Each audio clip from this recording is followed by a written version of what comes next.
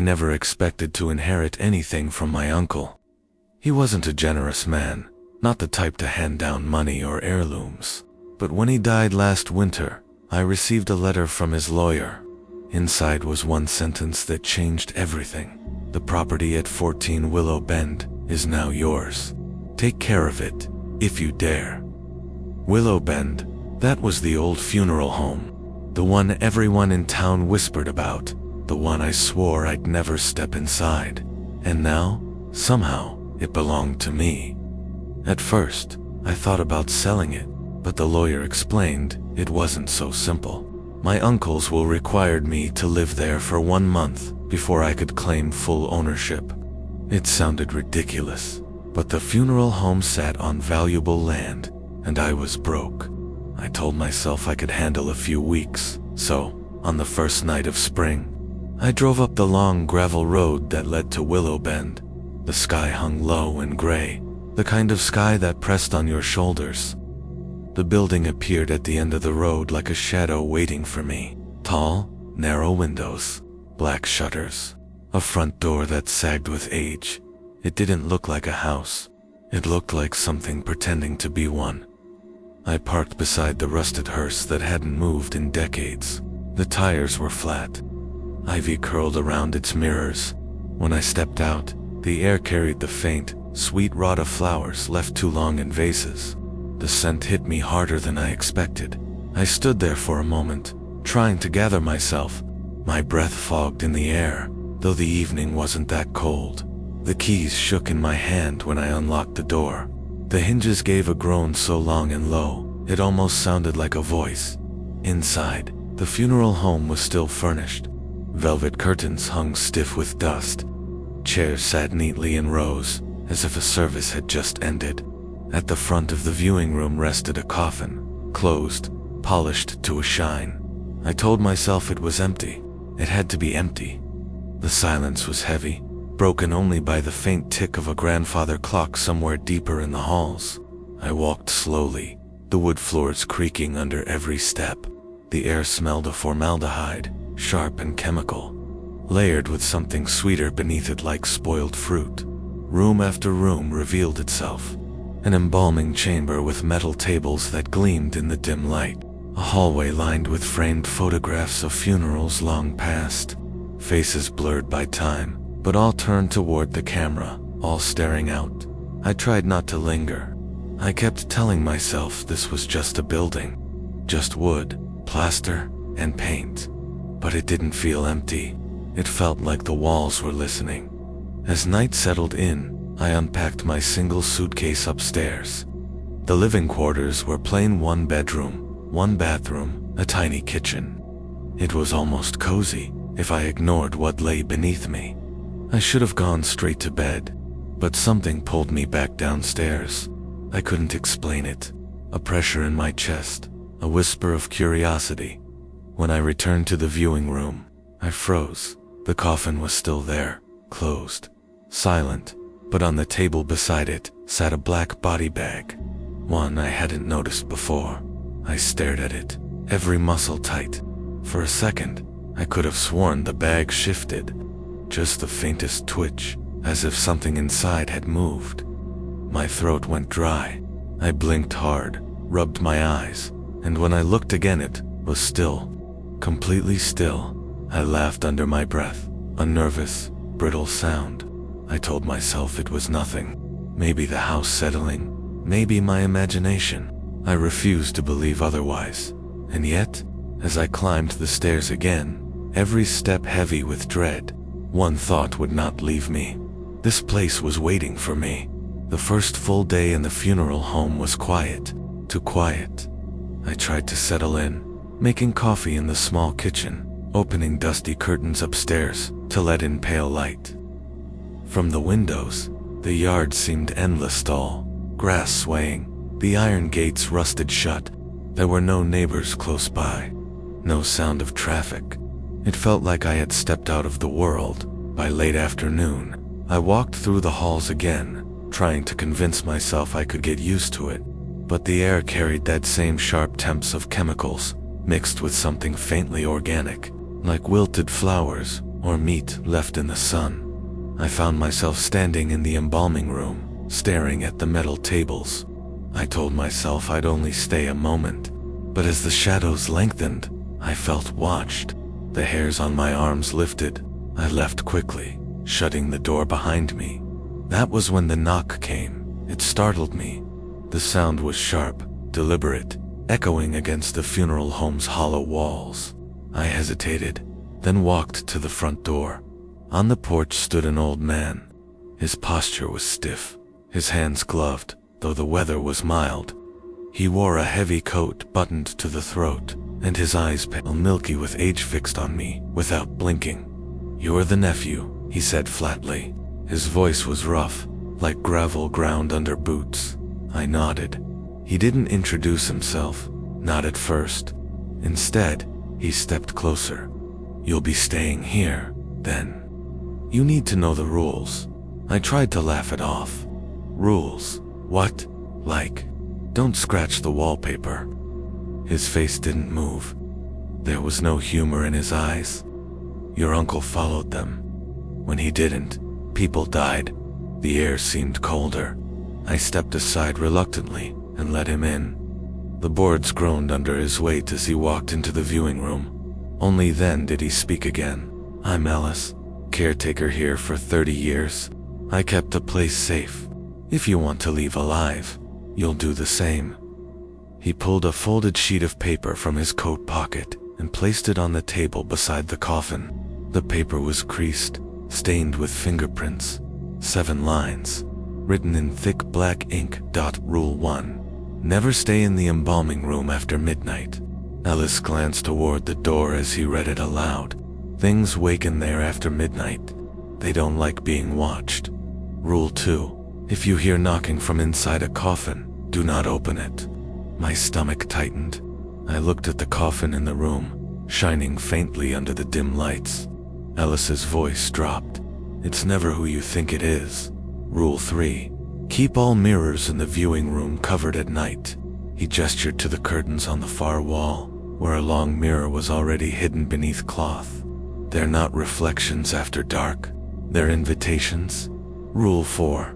Do not acknowledge anyone who speaks your name after 3 a.m. He tapped the paper hard, making the words tremble. "They'll sound like me, or your uncle, or even yourself. Don't answer. Don't look." Rule 5. Always leave a cup of salt water by the back door before bed. Ellis's expression hardened. "They can't cross if it's there. If you forget, they will." Rule 6. If you see someone standing at the gates after dark, do not let them in. He leaned closer, his breath stale and metallic. "They'll beg, they'll cry. They're not what they seem." Rule 7. Never fall asleep on the first floor. His pale eyes locked on mine. "You won't wake up here if you do. You'll wake up with them." I tried to mask my unease with a shrug. "This sounds like superstition. Old ghost stories." Ellis didn't flinch. He slid the paper toward me. "Believe me or not, but follow them, or you'll end up like your uncle." The way he said it made my chest tighten. I wanted to ask what he meant, but his gaze shifted suddenly to the body bag on the table. For a fraction of a second, I thought I saw the bag move again, a faint ripple, like something turning inside. Ellis didn't look surprised. He simply reached out and pressed his gloved hand flat against it, firm, steady. The movement stopped. He leaned close to me, his voice low. "Never open what doesn't belong to you." When he finally left, night had fallen. The paper with the rules lay heavy in my hands. I read them again, slower this time. Each one felt sharper, cutting deeper into the silence around me. Upstairs, I tried to convince myself it was nonsense. The kind of stories a lonely old man tells to keep tradition alive. But as I prepared for bed, I felt the weight of the house settle around me. At exactly midnight, the pipes groaned deep below the floor. A long, wet sound, as if water were moving through them. I froze, listening. Then, faintly, from the embalming room, came a sound I couldn't ignore. A soft creak, like footsteps, slow, measured, pacing across the tile. I gripped the paper tighter. Maybe Ellis wasn't crazy after all. I told myself I wouldn't take the rules seriously.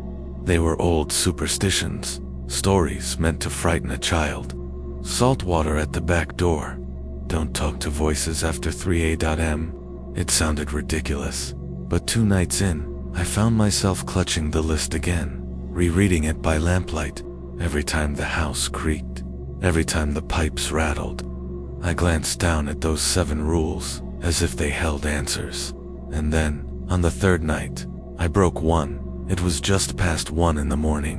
I couldn't sleep, so I wandered down to the viewing room, telling myself I was just restless. The air was colder than usual, heavy, almost wet. The coffin in the center gleamed faintly under the weak ceiling light.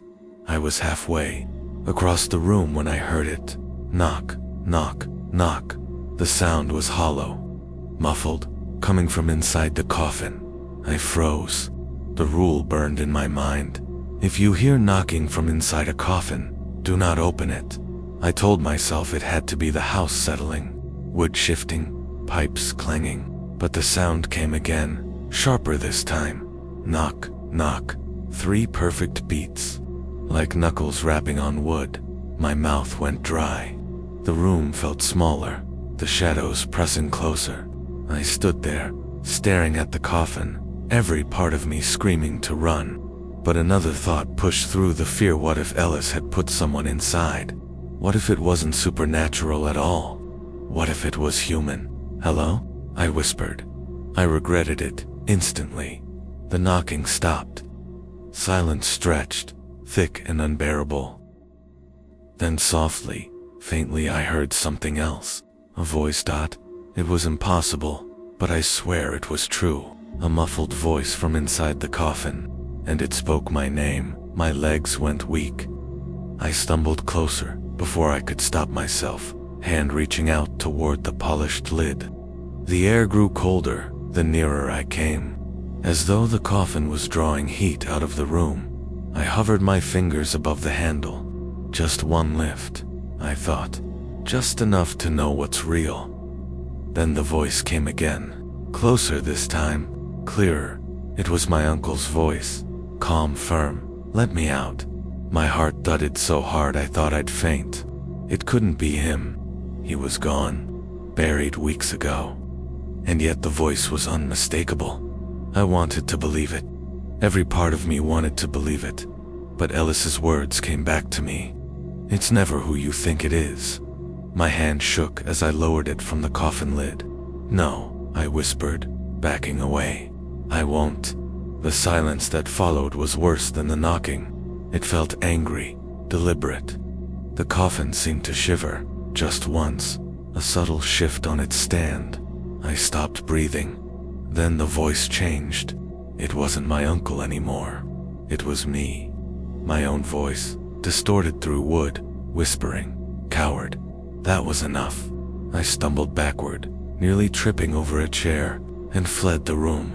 Upstairs, I slammed the bedroom door shut and pressed my back against it. My chest ached with every breath. I listened for footsteps, for knocking, for anything that might follow.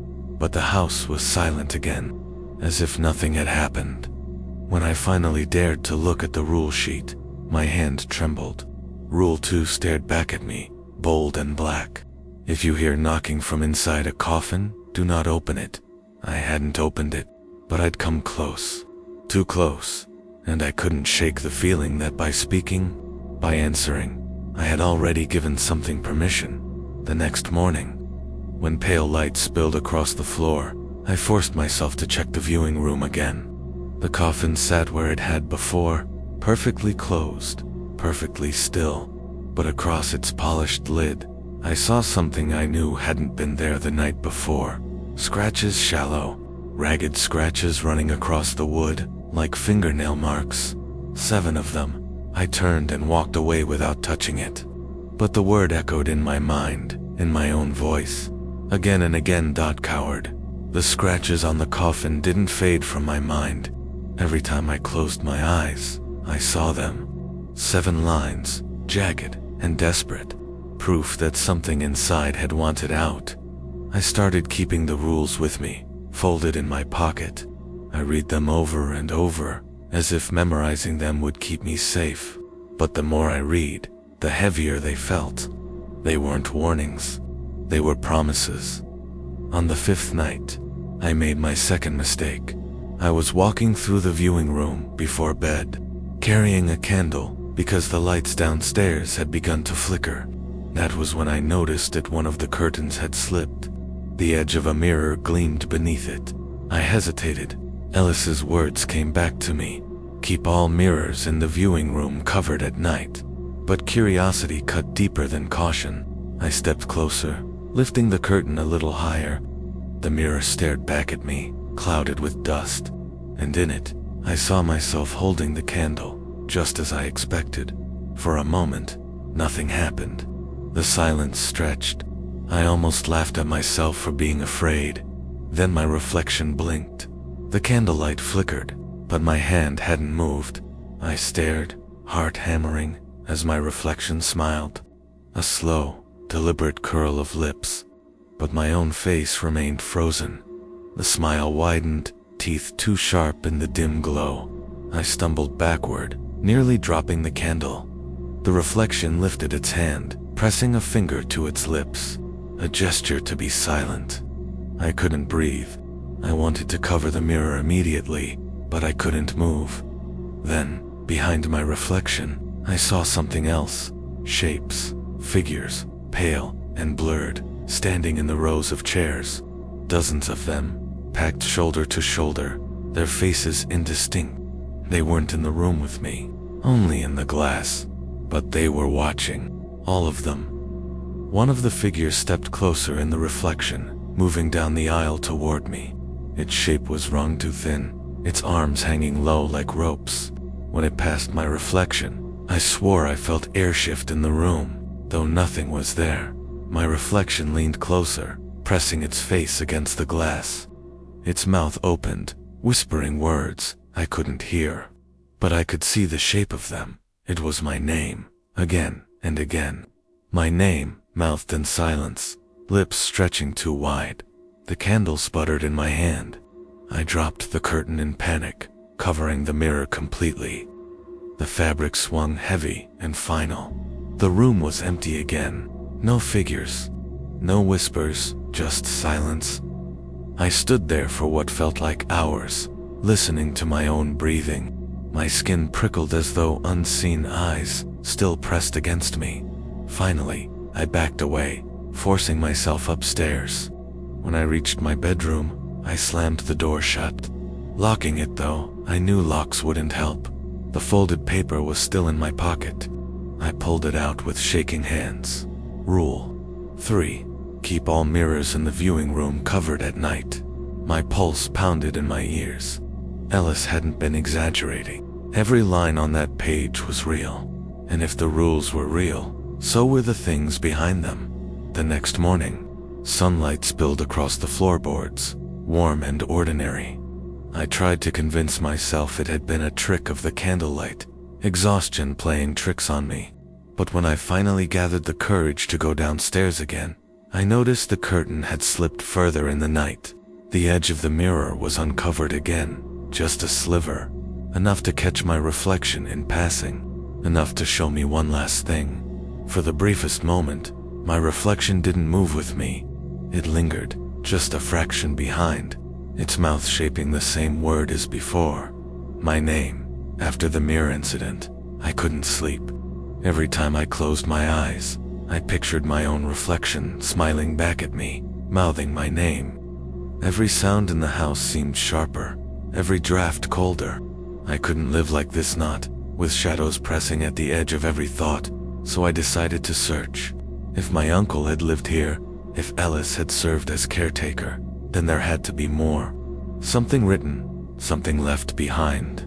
I wanted proof, and maybe, if I was lucky, an explanation. I started with the obvious places: drawers, cabinets, the attic. All I found was dust, old hymn books, and brittle flowers pressed flat in funeral programs. But in the upstairs hallway, near the end, I noticed something strange. The wallpaper was peeling near the baseboard. When I tugged at it, the paper came loose in a single strip, revealing a small brass key taped to the wall.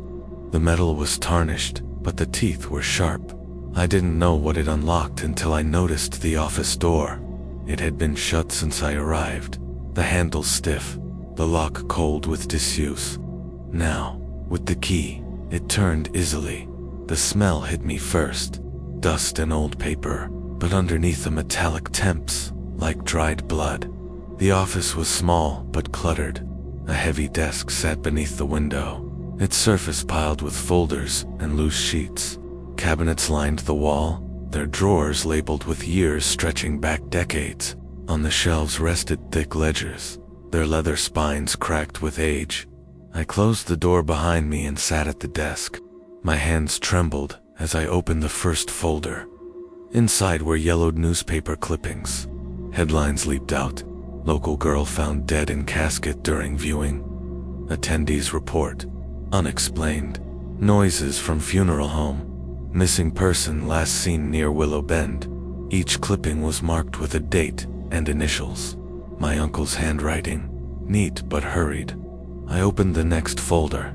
This one contained incident reports, handwritten in a cold, precise style. The first read. March 12, 1979. Embalming room, 12:15 a.m. Employee heard footsteps. Reminded of Rule 1. Door found ajar, though locked previously.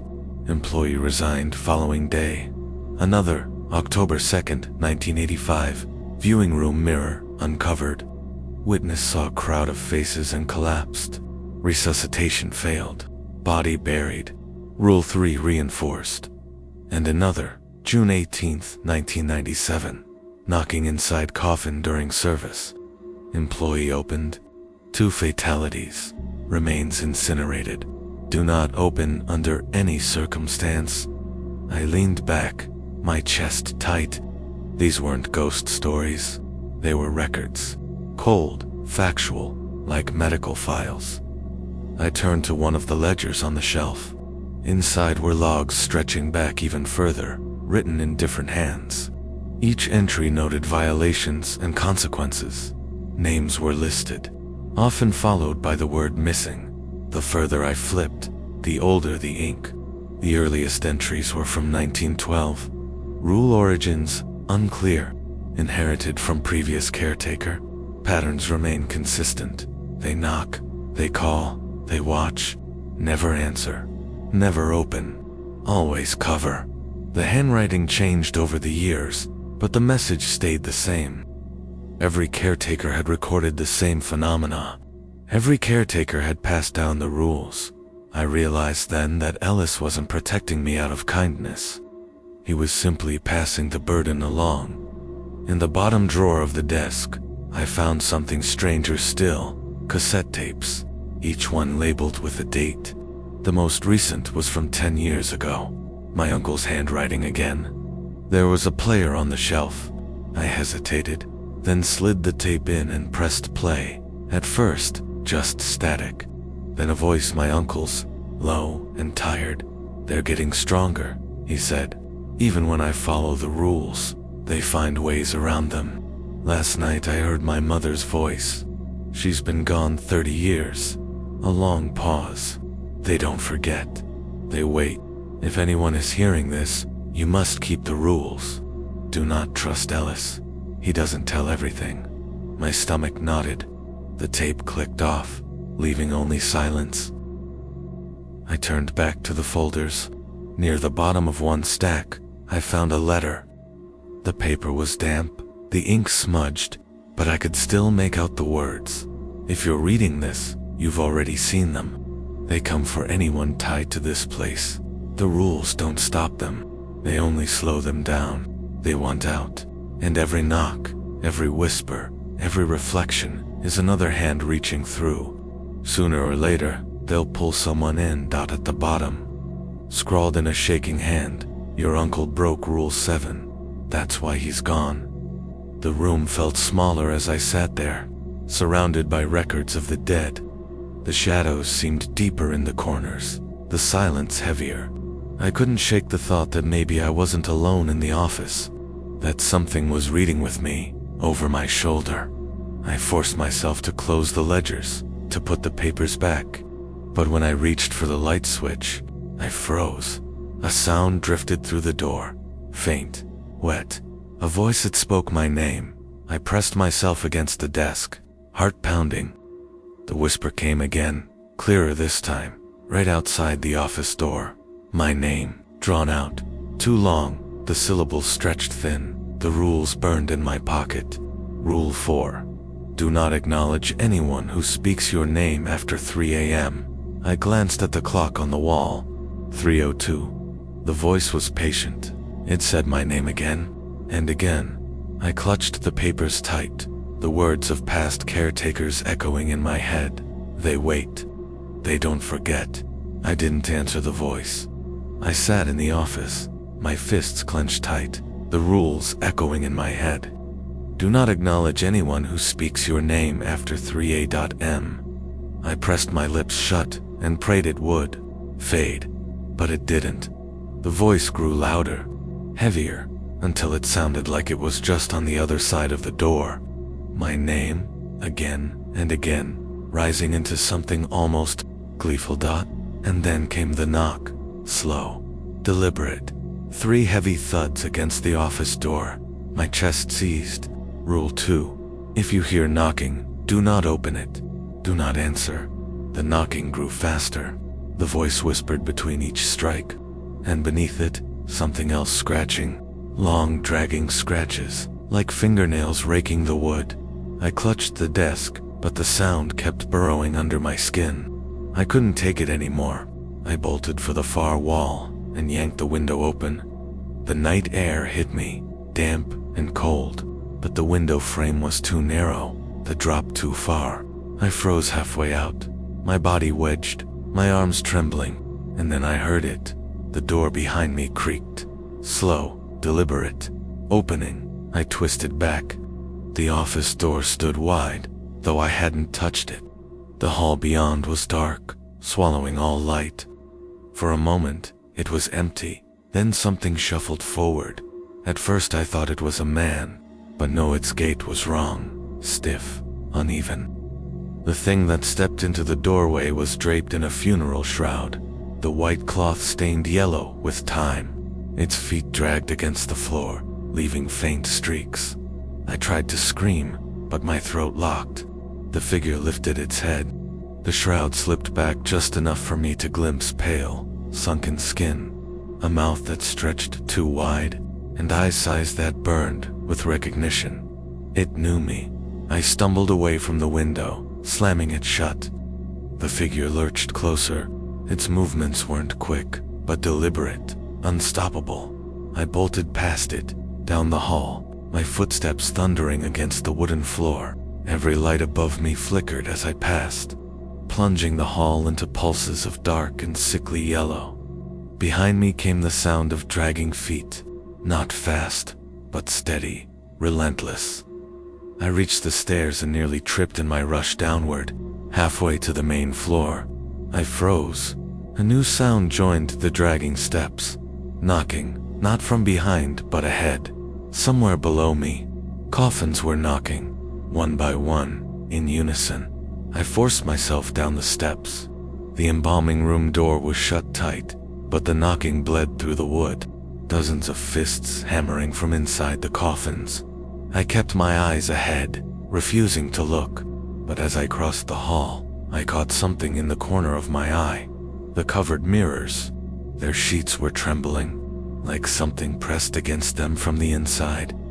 I picked up speed, heart racing, but then one sheet slipped free, and I saw myself, not as I was, but gaunt, pale, dressed in the same white shroud as the figure upstairs. Its lips curved into a grin, and though I wasn't speaking, it whispered my name.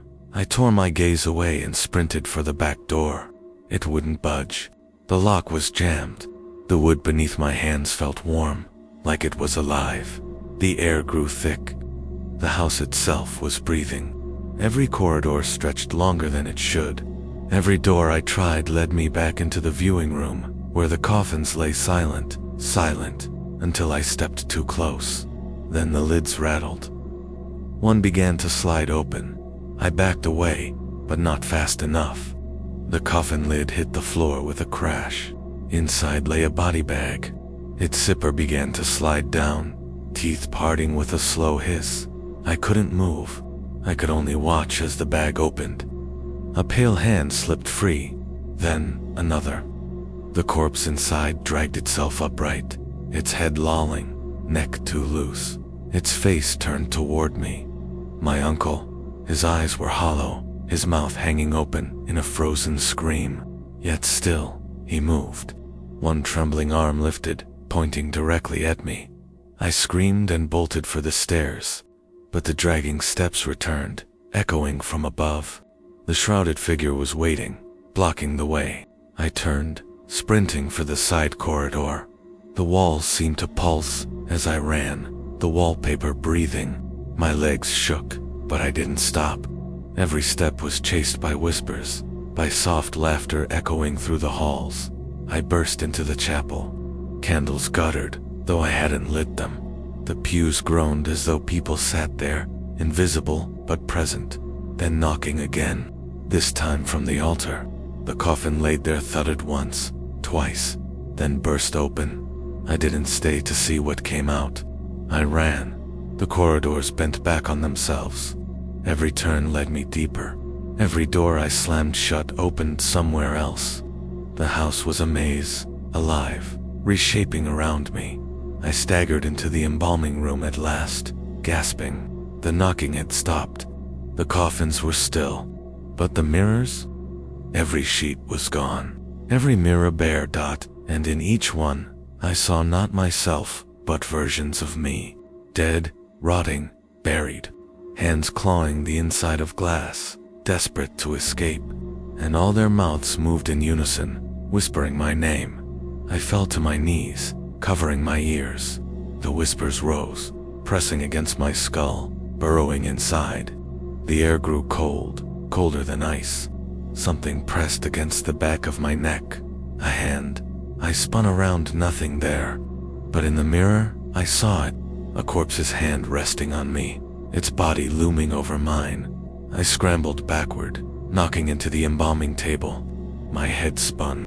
I couldn't breathe. I couldn't think. And then silence. The mirrors went dark, their surfaces rippling like water. The whispers cut off mid-breath. And in that heavy silence, a single sound returned. Footsteps. Right behind me. I turned, trembling. The shrouded figure stood in the doorway, closer now, its face fully exposed, pale, bloated, lips split wide into a grin that wasn't human. It took one dragging step toward me, another dot, and then stopped. Its head cocked to the side, as though listening. The funeral home had gone still. Even the house seemed to hold its breath, and slowly the figure turned away. It shuffled back into the dark, vanishing down the hall. I collapsed against the wall, shaking, sweat freezing on my skin. My chest heaved with ragged breaths. I was alive, but I knew the truth then. The rules weren't enough. The rules didn't protect me anymore. They only delayed the inevitable, and whatever waited inside this house, it wanted me. I didn't know how long I sat on the cold embalming room floor. My body shook, my lungs burned, but I couldn't force myself to move. The house was silent again. Too silent. Finally, I whispered the only name I could think of. Ellis. For a moment, nothing. Then footsteps. Calm, measured, human, dot. He appeared in the doorway, lantern in hand. His face was drawn but composed, like nothing strange had happened. When he saw me, trembling against the wall, he offered the faintest smile. "You're still here," he said softly. "Good. That means you listened." I wanted to throw myself at him, beg for answers, for comfort, but something in his tone stopped me. Too steady, too practiced. "What was that?" I managed, my voice shaking. "What did I just see?" Ellis set the lantern on the table. "The house tested you," he said simply. "It always does, and you survived.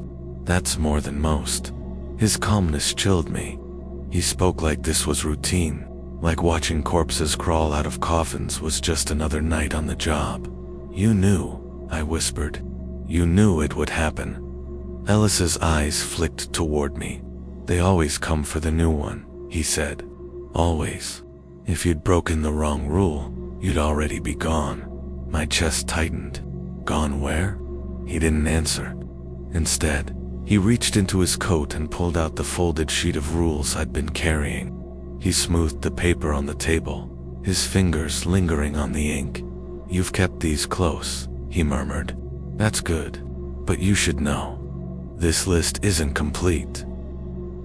The words hit harder than any knock on a coffin. "Not complete," I echoed. He finally met my eyes. "There are other rules.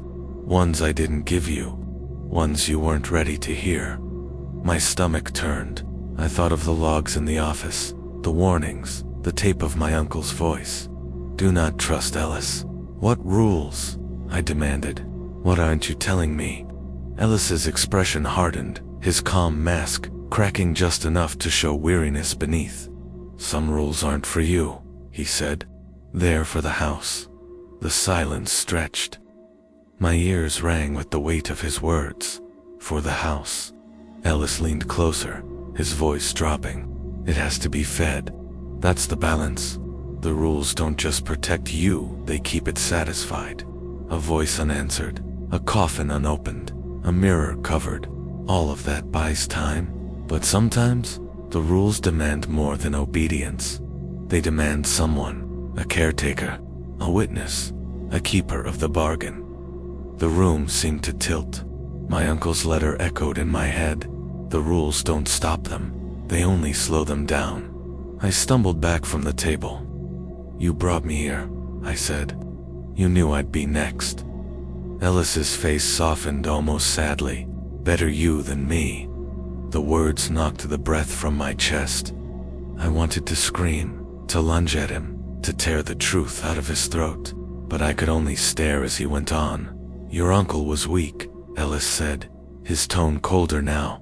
"He broke Rule 7. He thought he could bury the contract with him. But the house doesn't let go. It found another, and it always will. You're here because it chose you." His voice cracked slightly on the last word. "Not guilt, resentment." "You're lying," I whispered.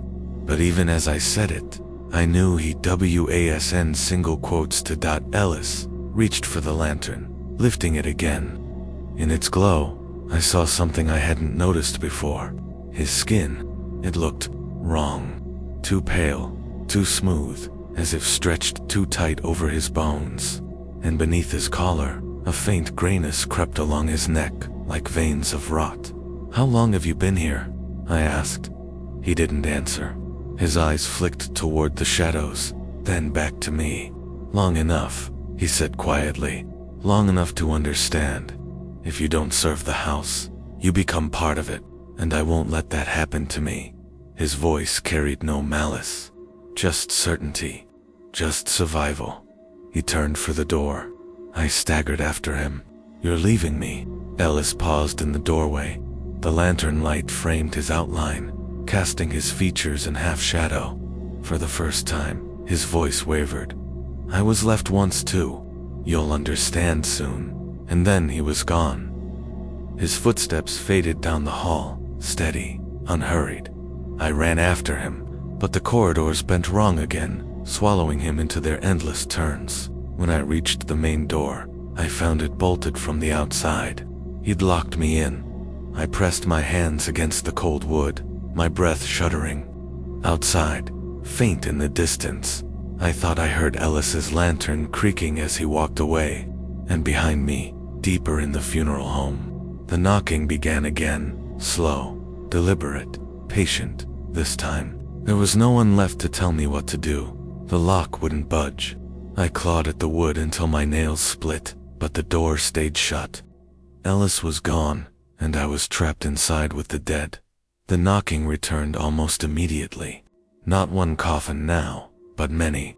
The sound rolled through the halls like thunder, each strike shaking the floor beneath me. The house was fully awake. I pressed my back to the door, chest heaving. I could barely think past the noise. Every rule I'd memorized screamed inside my skull, but none of them offered escape. Ellis had said the rules weren't complete. The notes in the office said they only slowed the house down, so what was left? I staggered down the hall. The air was colder now, heavy as water. The lights above me sparked and burst one by one, showering the floor with glass. Shadows writhed along the walls, stretching too long, bending into shapes that weren't mine. At the far end of the corridor, a mirror stood uncovered. I don't know when the sheet had been pulled away. I caught a glimpse as I passed. Not me, never me, but a version of myself, gaunt, hollow-eyed, lips moving silently. I tore my gaze away, but the whispers followed. They rose in a chorus, overlapping, demanding. Voices from the chapel, from the embalming room, from every coffin, and beneath it all my name. They were breaking every rule at once, knocking, mirrors uncovered, voices calling, contradictions everywhere. It was impossible to follow the rules now. The house had cornered me. I stumbled into the viewing room. The air stank of rot and formaldehyde. Rows of coffins lined the walls, their lids rattling with furious knocks. One near the center shook so violently it threatened to tip. The rule screamed in my mind, "Do not open under any circumstance." I pressed my hands over my ears, but it didn't help. The noise was inside me now, pounding against my skull. I dropped to my knees, gasping, fighting to remember my uncle's notes.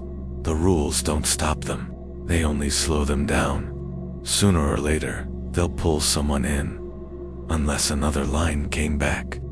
Half smudged, half mad. The only way out is to break the cycle. My pulse roared. If the rules were the chains, then maybe breaking them was the key. Maybe the rules weren't meant to protect me at all.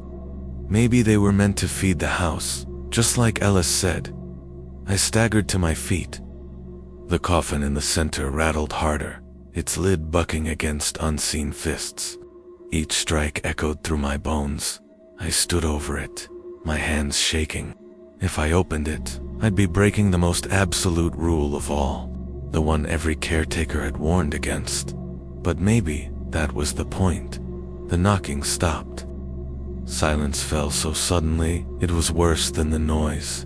The air pressed against my ears, thick and waiting.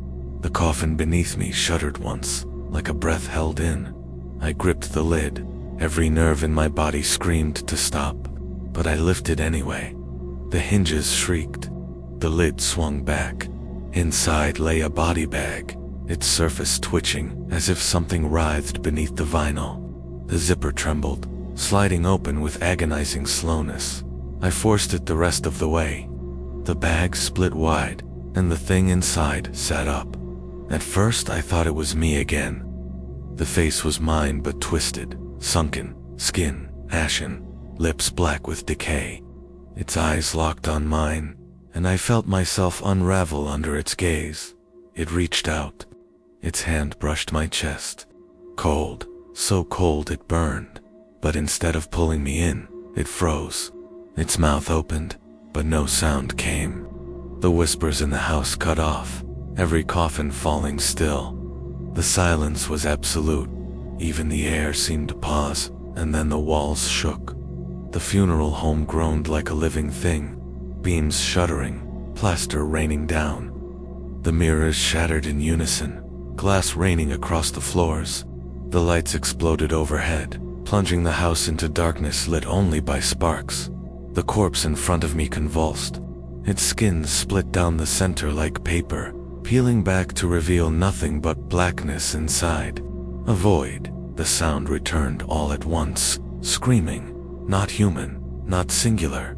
1,000 voices, shrieking in fury and hunger. The house howled. I stumbled back, covering my ears. The walls buckled inward. The coffins burst open one by one, corpses spilling to the floor, twitching, crawling. Hands reached for me from every direction. but none touched. They clawed at the air around me, desperate, furious, because I had broken their chain. I had shattered their rule. The house shook harder. Cracks split across the ceiling. I bolted for the front door, every step shaking beneath me. The bolt that had refused to move before snapped free under my hand. The door flew open. Cold night air hit my face like salvation. I staggered outside, collapsing onto the overgrown path. Behind me, the funeral home roared, its windows blazing with impossible light, then silence.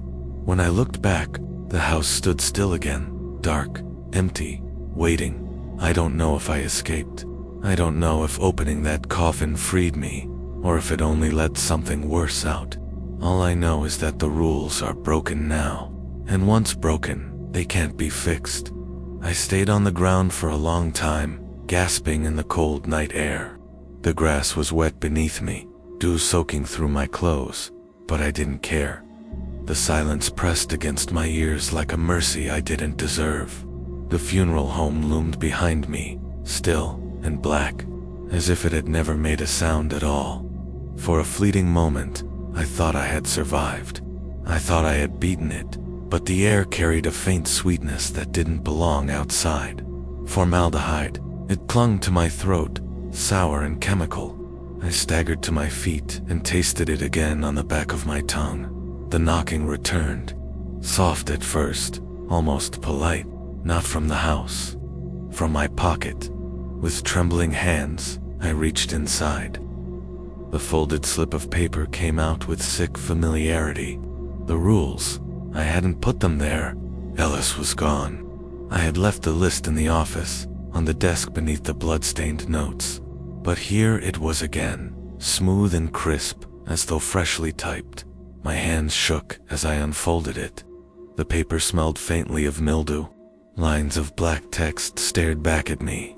The rules exactly as I'd memorized them, except for one change.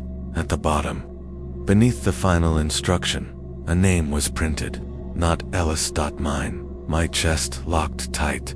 I crumpled the paper, hurled it into the grass, but when I looked down at my hand, another copy lay folded in my palm. I dropped it. A third was waiting between my fingers. I screamed and tore it apart. The pieces fluttered to the ground like dead leaves, then knit themselves back together, smooth and whole, staring up at me. The words burned in my mind, each one sinking like a hook. The rules weren't protection. They were obligation, a contract. And now the signature was mine. The funeral home loomed in silence behind me. Its windows reflected no light, but I felt its attention pressing against my back, waiting, patient. I understood Ellis now. I understood the calm in his voice, the resignation in his eyes. He hadn't betrayed me because he wanted to. He had done it because he'd had no choice. The role had to pass on, and now it had. The rules were mine to keep, mine to enforce, mine to hand off. Someday, when the house demanded another caretaker, I tried to run. I stumbled down the overgrown path, away from the property line. The trees closed in, branches clawing at my arms. I didn't make it far. The knocking followed me. It came from the trunks, from the roots, from the very soil beneath my feet. Every step echoed with it, hollow and insistent, until I realized it wasn't outside at all. It was inside me. I dropped to my knees, clutching my chest, and felt the vibration there. A coffin knocking, patient, hungry, waiting to be opened. And I knew, with absolute certainty, that I would never truly leave. The house wasn't behind me. It was with me now, forever. The rules don't protect you, they bind you. And now, they're written in my name.